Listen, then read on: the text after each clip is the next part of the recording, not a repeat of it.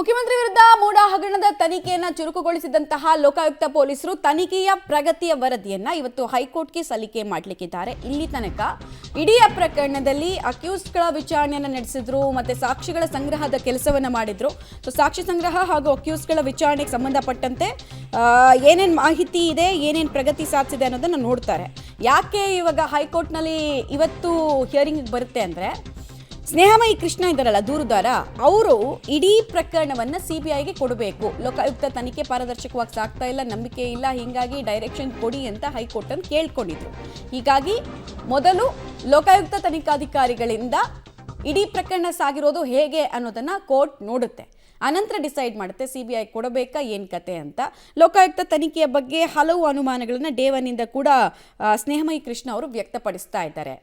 ಇತ್ತೀಚೆಗಷ್ಟೇ ಕೂಡ ಲೋಕಾಯುಕ್ತ ಅಧಿಕಾರಿಗಳಿಗೆ ಇಡೀ ಮೂಡ ಹಗರಣ ಬೆಳಕಿಗೆ ಬರೋಕ್ಕಿಂತ ಮುಂಚೆ ಕೂಡ ಗೊತ್ತಿತ್ತು ಅಂತ ಹೇಳಿ ಕಂಪ್ಲೇಂಟ್ ಕೊಟ್ಟಿದ್ರ ಬಗ್ಗೆ ಮತ್ತು ಕಂಪ್ಲೇಂಟ್ ಸ್ವೀಕರಿಸಿದ ಟಿಪ್ಪಣಿಯನ್ನು ಕೂಡ ರಿಲೀಸ್ ಮಾಡಿದ್ರು. ಅನಂತರ ಸರ್ಚ್ ವಾರೆಂಟ್ ಕುರಿತಂತೆ ಅನೇಕ ಪ್ರಶ್ನೆಗಳನ್ನು ಎತ್ತಿದ್ರು. ಈಗ ಇವತ್ತು ಮಹತ್ವದ ದಿನ ಅಥವಾ ಕ್ರೂಷಿಯಲ್ ಡೇ ಅಂತ ಹೇಳ್ಬೋದು. ಕಾರಣ ಲೋಕಾಯುಕ್ತ ಅಧಿಕಾರಿಗಳು ಇಲ್ಲಿ ತನಕ ಇಡೀ ಪ್ರಕರಣದಲ್ಲಿ ಸಾಕ್ಷ್ಯ ಸಂಗ್ರಹ ಅನ್ನೋದನ್ನು ಮಾಡಿದಾರ ನೋಡಬೇಕು.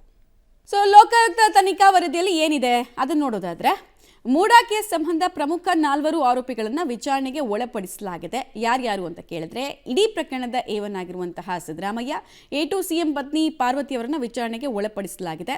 A3 ಮಲ್ಲಿಕಾರ್ಜುನ ಸ್ವಾಮಿ, A4 ದೇವರಾಜನನ್ನ ವಿಚಾರಣೆಗೆ ಒಳಪಡಿಸಲಾಗಿದೆ. ರಾಯಚೂರು ಸಂಸದ ಕುಮಾರ್ ನಾಯಕ್, ಮೂಡಾದ ಮಾಜಿ ಆಯುಕ್ತ ನಟೇಶ್ರನ್ನ ವಿಚಾರಣೆಗೆ ಒಳಪಡಿಸಲಾಗಿದೆ. ಮೂಡಾದ ಮಾಜಿ ಆಯುಕ್ತ, ಮಾಜಿ ಪಾಲಿಕೆ ಆಯುಕ್ತರು ಎಲ್ಲರನ್ನ ಕೂಡ ಅಲ್ಲಿ ವಿಚಾರಣೆಗೆ ಒಳಪಡಿಸಲಾಗಿದೆ. ಅವರಿಂದ ಸಂಗ್ರಹ ಆಗಿರುವಂತಹ ಹೇಳಿಕೆ, ದಾಖಲಾತಿ, ವಿವರಣೆಗಳು ಎಲ್ಲವನ್ನ ಕೂಡ ಒಂದು ಫೈಲ್ ಮಾಡ್ಕೊಂಡಿದ್ದಾರೆ. ಆ ಡಾಕ್ಯುಮೆಂಟನ್ನು ಸದ್ಯಕ್ಕೆ ಲೋಕಾಯುಕ್ತ ಪೊಲೀಸರು ಕೋರ್ಟ್ ಮುಂದೆ ಕೊಡಲಿಕ್ಕಿದ್ದಾರೆ. ನಮ್ಮ ತನಿಖೆಯಲ್ಲಿ ಇಷ್ಟು ಪ್ರಗತಿಯನ್ನು ಸಾಧಿಸಿದ್ದೀವಿ, ಇಷ್ಟು ಜನ ಅಕ್ರಮ, ಅದೇ 50-50 ಅನುಪಾತನೇ ಅಕ್ರಮ ಅಂತ ಕೋರ್ಟ್ ಅಭಿಪ್ರಾಯವನ್ನು ಪಡ್ತಲ್ಲ.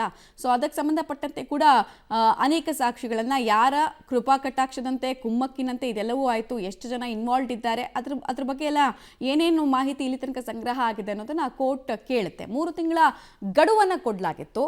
ಇಡೀ ಪ್ರಕರಣದಲ್ಲಿ ಹೈಕೋರ್ಟ್ ಡೈರೆಕ್ಷನ್ಸ್ ಮೇಲೇ ಇನ್ವೆಸ್ಟಿಗೇಷನನ್ನು ಸ್ಟಾರ್ಟ್ ಮಾಡಲಾಗಿತ್ತು. ಸೊ ಇವತ್ತು ಹೈಕೋರ್ಟ್ಗೆ ರಿಪೋರ್ಟ್ ಹೋಗ್ತಾ ಇದೆ. ರಿಪೋರ್ಟ್ ಒಮ್ಮೆ ಕೋರ್ಟಿಗೆ ಹೋದ್ಮೇಲೆ ಅದು ಪಬ್ಲಿಕ್ ಡೊಮೈನ್ ಆಗುತ್ತೆ. ಸೊ ನೋಡಬೇಕಾಗತ್ತೆ ಏನೇನು ವಿಚಾರಗಳನ್ನು ಉಲ್ಲೇಖ ಮಾಡಿದ್ದಾರೆ ಲೋಕಾಯುಕ್ತ ಪೊಲೀಸರು ಅಂತ.